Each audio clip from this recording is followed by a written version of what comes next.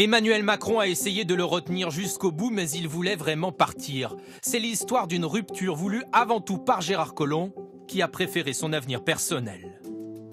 L'affaire Benalla provoque les premières fissures dans leur relation.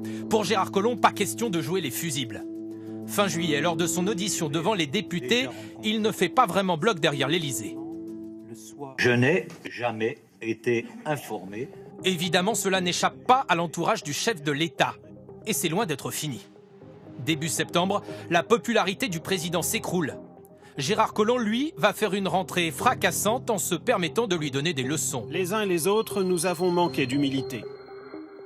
Le président se sent trahi et il en est triste, confie l'un de ses plus proches. Mais publiquement, il décide de préserver celui qui a été un des premiers à le rejoindre et avait laissé couler des larmes le jour de son investiture. Mais cela ne s'avère pas payant. Voici venu ensuite le crime de lèse-majesté. Gérard Collomb annonce contre tous les usages le moment de son départ pour être candidat à Lyon. C'est un vieux renard de la politique, c'est son intérêt qui compte, constate Lucide, un pilier de la majorité. Mais là encore, Emmanuel Macron décide de le maintenir. Pas évident en effet de trouver son remplaçant. Il est difficile à remplacer.